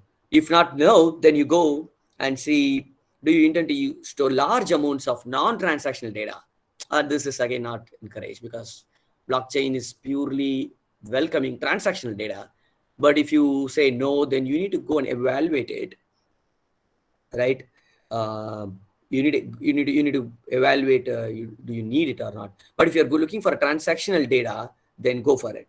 Do you want to rely on a trusted party, which means that I already have a good understanding with my partner and they are super good with me, they are a trustworthy team, then maybe you have to think of something else. But you don't know, right? A shipper in a between point A to point B, where I don't know, I haven't engaged in a contract with him, I don't trust him, because he always comes to me with a late information. Then you need this blockchain, right? And do you want to share right access when you want them to share information? Then you go for it. And then you, right, I mentioned this, right? You have a contractual relationship and you trust them, then you go for it. So this framework, right, whether you want to go public or private, is there. So the idea is, um, this gives you a platform. They nicely defined it. World Economic Forum contributed in a big way that every company can take this as a ready reckoner to see whether blockchain is going to help you or not, right? If you chronologically go from top down, right, whether you want to, the topmost thing is you want to remove barriers through brokers and intermediaries. You want to digitize, right? You want to have better communication, creating permanent records with your players. Likewise, right? I thought of going through the slide. This can level set you how every company should be going in the future. Okay, so let's quickly go on to this. A typical supply chain, right? As we spoke about, right? You would have many players here. You would have a bank, involved from the seller, and you would have a bank in the buyer side and seller side, and you would have customs agent, you have customs brokers and shippers in the origin. So several players, right? Both there. So there is a complex document flow, manual flow, a bureaucratic process, and which leads to a lot of delay in lead time. Integrity is less, because people change information, people give late information. So overall, your reliability on your supply chain is very less. What would happen if this gets digitized and puts into a blockchain framework, right? And that's what we are trying to tell. So if every entity gets into a blockchain framework, right, decentralized distributed ledger platform, so you would basically get, as you know, right, you permanent record, and you would go digitize paperless, and then automatically your goods will travel exactly seamlessly with the information flow, and overall your dwell time will get reduced. You don't have to wait for your shipments because you didn't clear a paper, or because you didn't pay at the right time, your banker did not pay to the buyer's bank, right? All those things, anything can happen, your physical movement. So in general, right, there is a survey conducted, and then um, uh, I think it's IBM and Maersk, they did a survey, and they felt like 44% there is a potential reduction that can see, because of the processing shipments delay can be avoided, because you're getting good in your documentation process. And there's 31% estimated reduction in export cost overall, because of you are able to improve the efficiency. They're saying that the value of export can be increased to $257 billion. Today it's getting locked because of your own administrative bureaucratic uh, you know and the physical bottlenecks that exist today. So with blockchain, that's the gamut of operations that can be put to benefit because of the scale and the technological advantage you get over it. Okay, so just think about it. Whatever I told, whatever problems that we have with this, there you would be able to get upfront information and reduce all the bureaucratic bottlenecks. Okay, and again, you just see this the topmost thing, right? The blockchain solutions today, it could be somewhere around $8 billion, can potentially go to $12.4 billion in 2022. Blockchain solutions alone, I'm talking about. So that's the level of attention the blockchain is getting overall.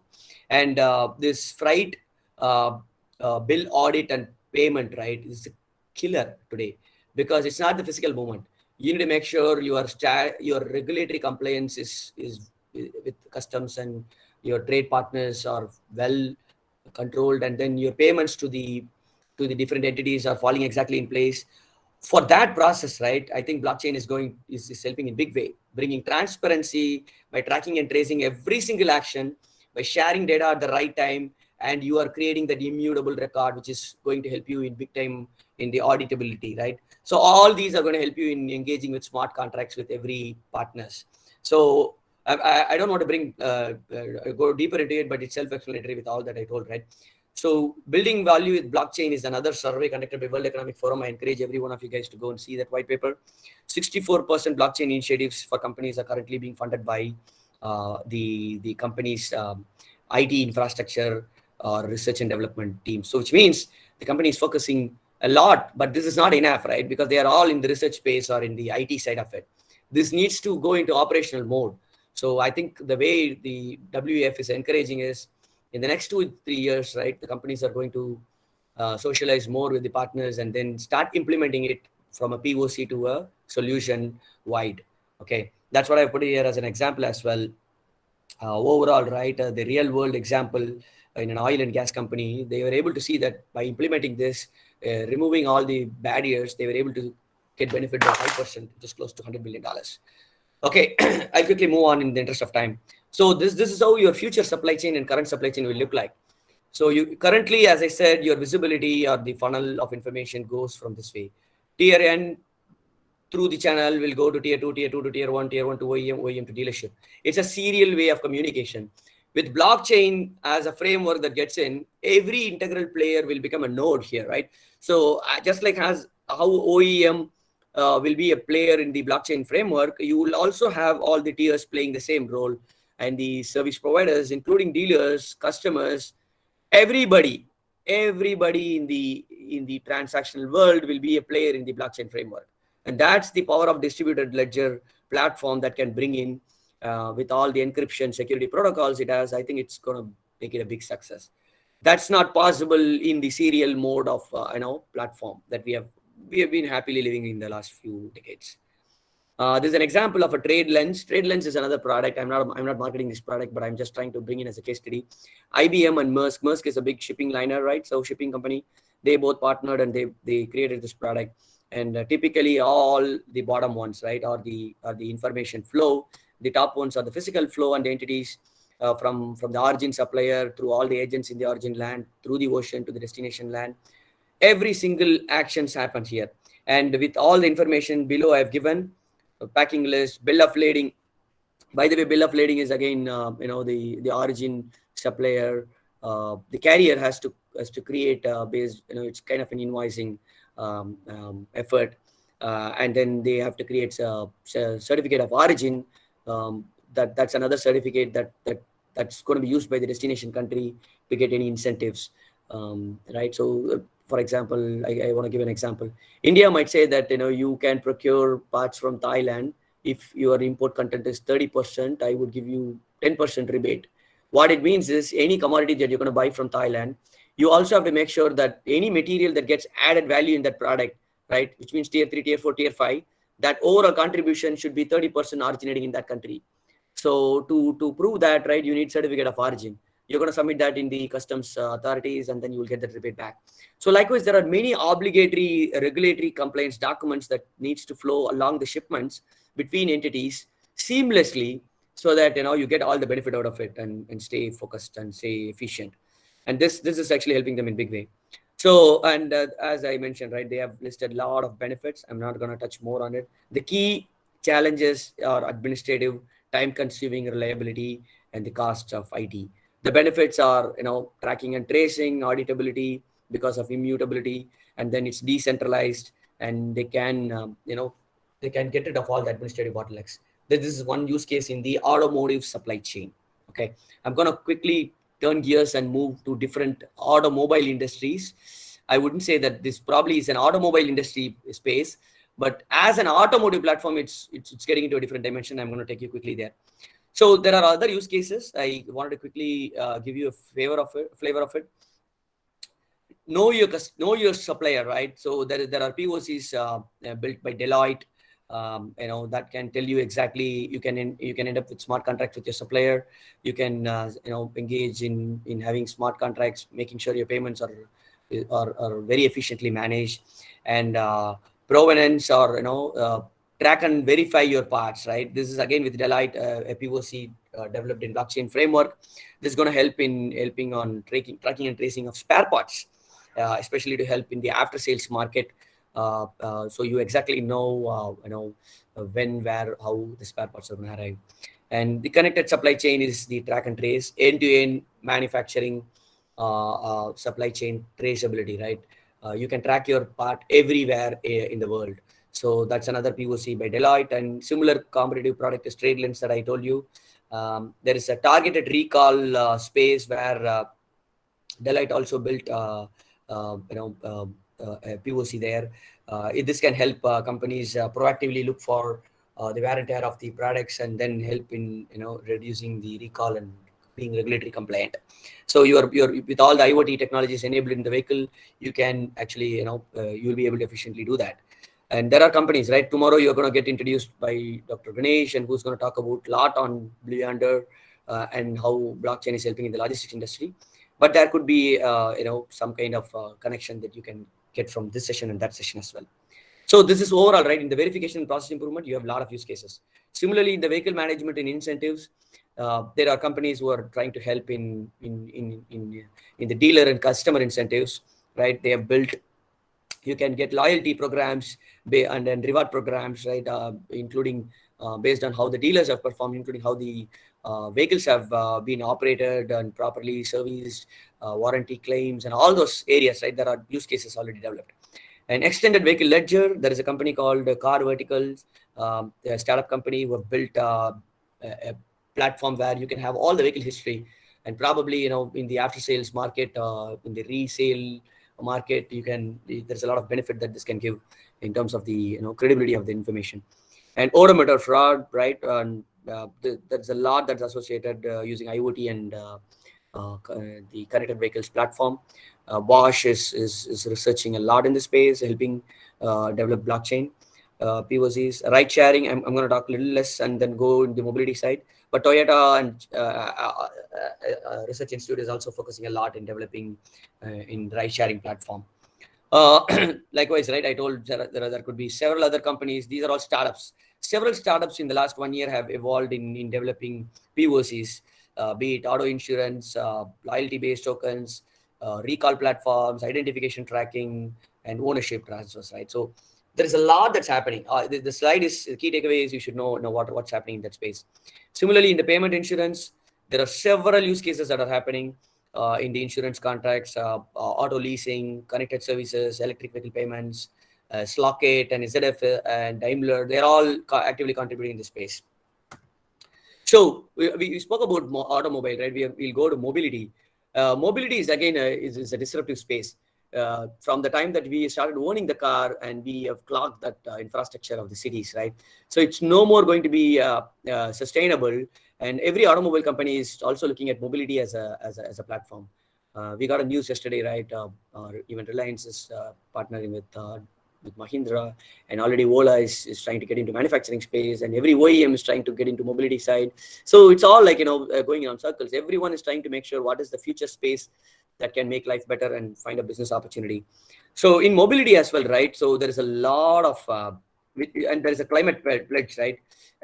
You have congestion, and you want to make sure you decarbonize your environment. So mobility services are going to be big time attractive. So Mobi, right? It's a mobility open blockchain initiative. It's a non-profit consortium developed where, as a community, several companies are playing a major role there, including all the technology companies that Accenture, Amazon, right? And all the automobile companies are also there. So everybody is contributing in some form to make use of blockchain as a success in the mobility platform. So successful, as a preamble mentioned, successful blockchain efforts don't begin with technology; it begins with the community. So it's a collective efforts, and Mobi has evolved in the last couple of years, and they also have made sure how do you digitize your vehicle, right? So think about it, right? So your vehicle is no more a car for physical entities. It's a digital version of your car, right?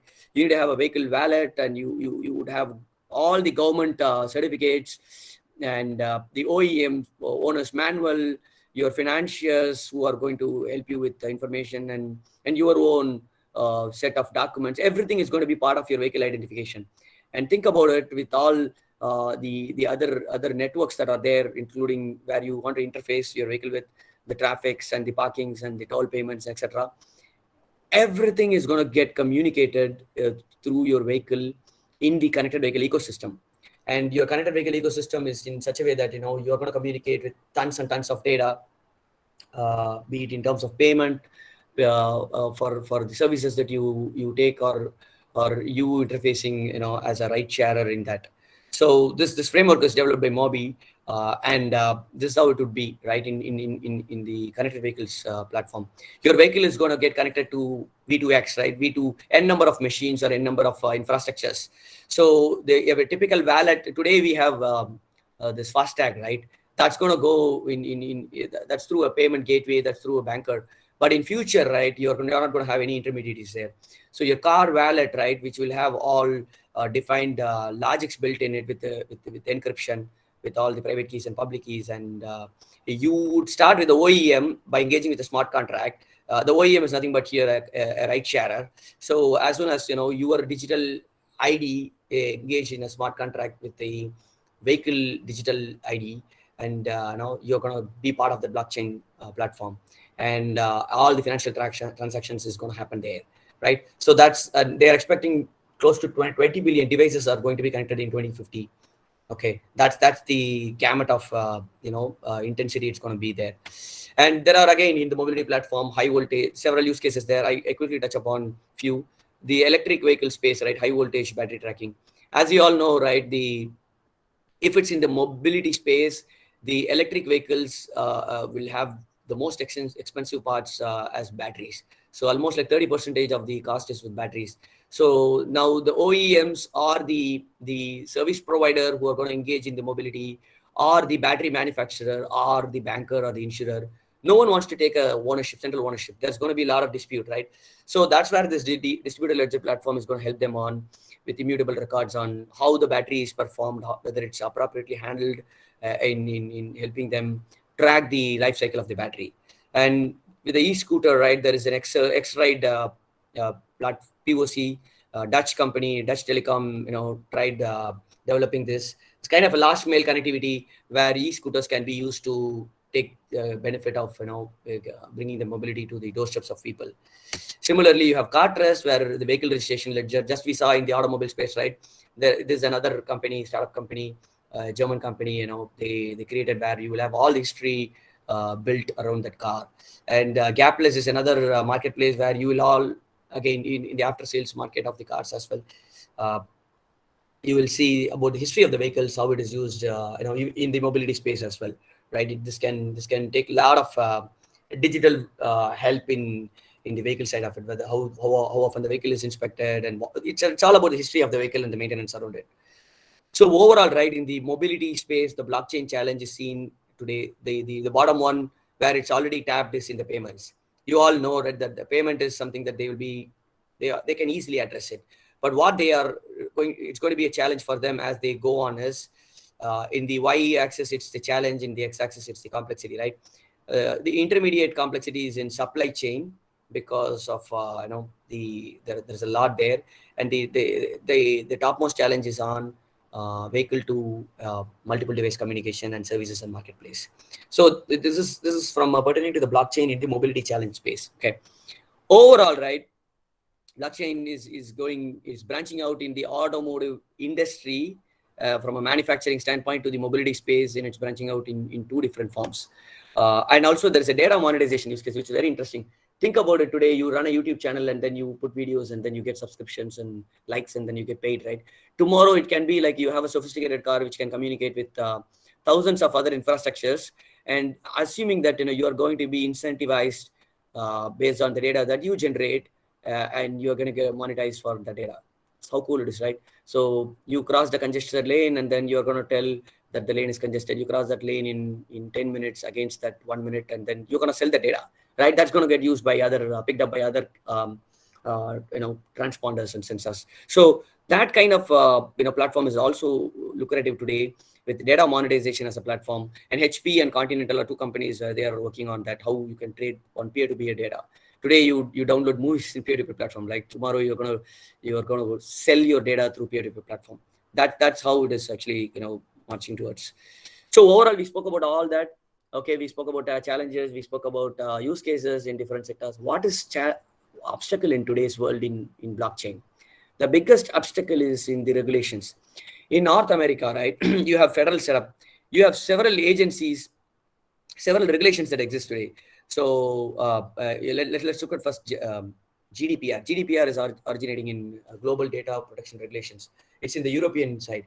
So they have a very strict regulation there to make sure any data that is originating in Europe had to be appropriately used, including the PII, personal identifiable information, should not be moving out of Europe and processed outside the European Union. So this has come as a big regulation, and every company is trying to mitigate this. It's actually delimiting their potential to march faster in blockchain space, but people are putting a lot of efforts to mitigate this and build infrastructure around this. So GDPR in Europe is a big a regulator, and in North America, right, there are federal, state regulations like in Colorado and I think in California. They are also state level privacy laws are preventing using or move this in big velocity. So now every company has to find out a way of where the data center has to be, how you process the data, how you dispose appropriately the data, how you handle the personal information there, and everything, how you get that acceptance level from the customers, all there. It's not a simple thing. It's not just that you get some 100,000 records of information from about a customer. It's about how you judiciously handle those records of them. You can't afford to have leakage, and it's going to come back and hit you in a big way, right? And China, anything in China is super critically scrutinized. So with China and North America and Europe, again, regulatory compliances are hindering. Now we know that it's complex in nature in the same big three players. Now regulatory compliances are hitting in big way.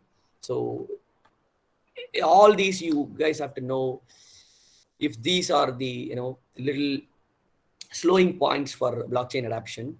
But I'm sure every company is going to work hard in mitigating it, and so as the regulatory bodies as well going to find out how they allow technology to march. It's like this way, right? With greater power comes greater responsibility. Today you infuse technologies and you generate data, but you have to make sure you appropriately handle, right? If you don't handle it judiciously, then you have an effect on the society, right? Someone can know about all your banking information. They can do anything about it, right? So how you are so concerned about it. Similarly, the concern is on the data as well. If I'm driving a vehicle, a cool use case is studying how I drive, right? How often I throttle, how often I honk, how I'm actually pedaling all my levers, how I'm using my vehicle. But that information is important for an OEM to study whether my vehicle is vulnerable for a downtime, or it needs a replacement. But if that information can be used by another unwanted person, they can simulate my driving behavior, right? So that's dangerous. So from a personal standpoint, I don't want someone to read what I'm doing, right? So that's the important space. Even though blockchain is a robust player there, the regulatory bodies have to make sure they find a balance on the data generated from the IoT devices and the amalgamation of that information in the DLT, right? So I think there's someone is doing a good job there, but they are doing it very carefully. That's what is you guys have to take it into mind in this journey. Any questions? I think I'm almost there. I thought of actually giving 15 minutes. Unfortunately, I felt overwhelming, pumped to take all the time, guys. Do you guys think it's useful? You have any questions? Very Please, useful, please sir. feel free. It was very useful and enlightening. Sir, my question is with regard to earlier slides in which you mentioned about the environmental problems being increasing concern and a risk to global business. Yeah. So how do you relate blockchain to this particular concern of the environment? Do you think it is going to contribute in mitigating what is this burgeoning impact of climate crisis that we are facing? Although on the one side we see it makes use of intensive computing power, it consumes lots of energy resources on the other side, one side. But on the other side, do you feel its efficiency in implementing the transaction part will contribute in alleviating this climate crisis or the global environmental concerns in a way? Your good name, sir? My name is Gyanithan Sekhon, sir. Awesome question. Brilliant question. I should actually appreciate your question. Okay. So it's a very tough question to answer as well. So it can initially blockchain can help in helping you protect it from the environmental damage. Okay. First thing that as a player that you need to know is using this technology, how you are getting rid of or how you mitigate that risk as much as possible, emanating from this environmental concerns, right? So one is tracking and tracing, as I mentioned. Being a supply chain guy, I need to know upfront there is something that's happening because of a crisis, so that I can quickly respond to it rather than responding it late when it's no point in doing it, right? Already damage is done.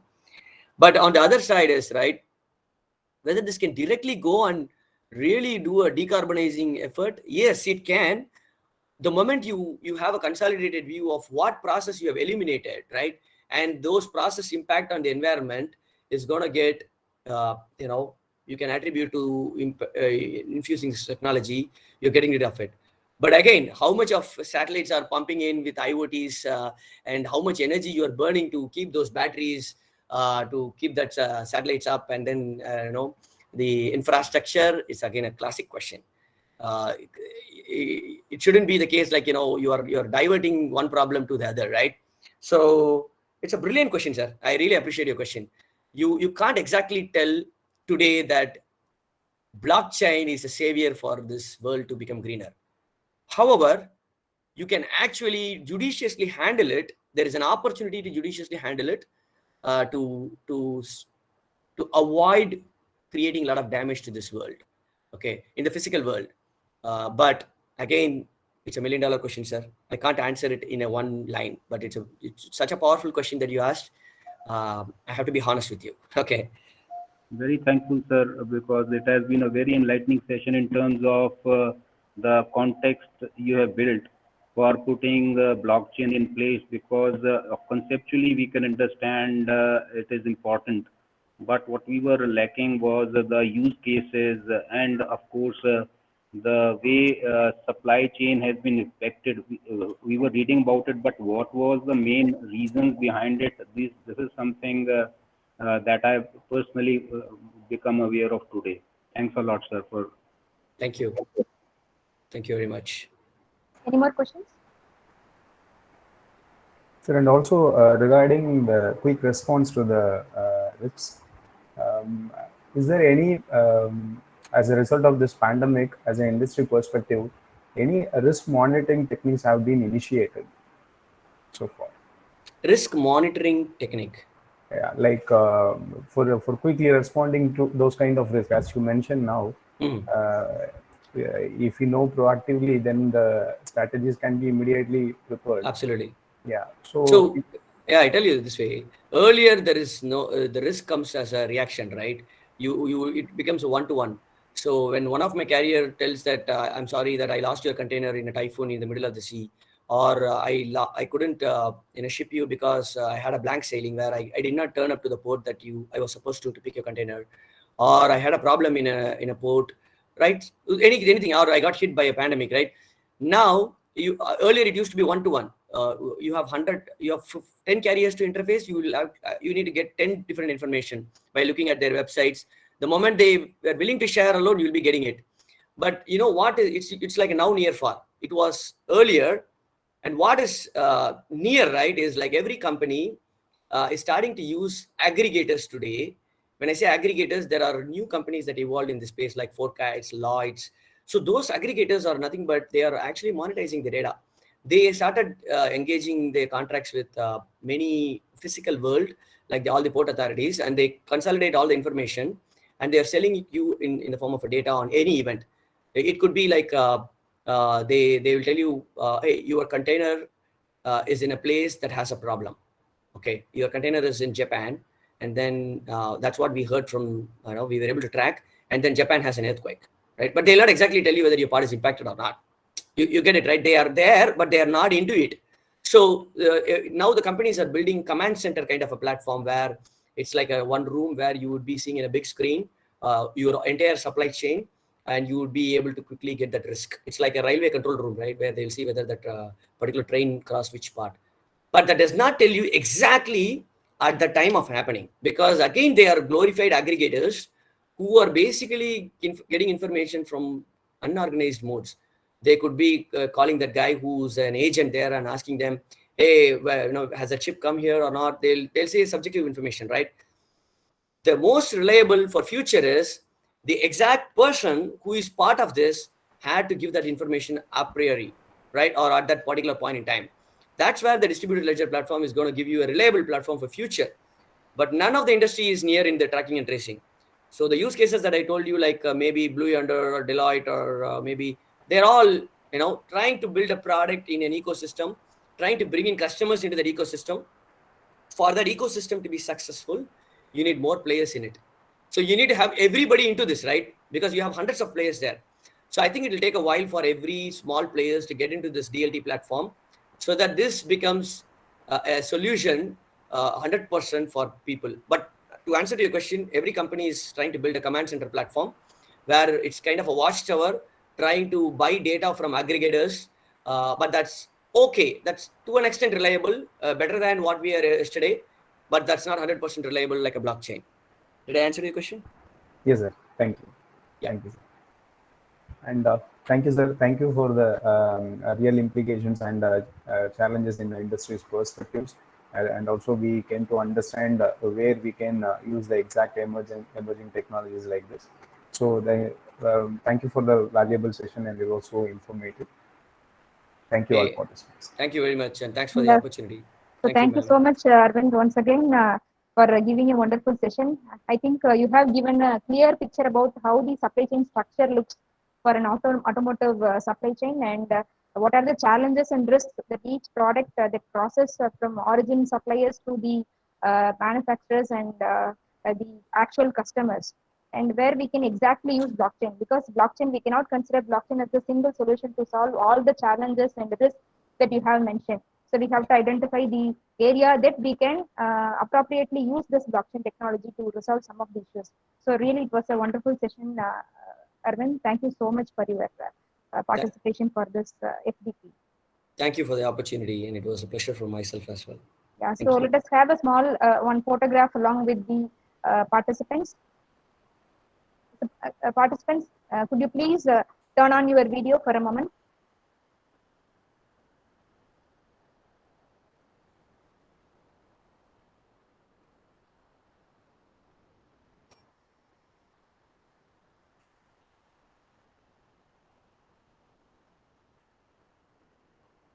Thank you, everyone. So let us resume back at 11:30 for the another wonderful session.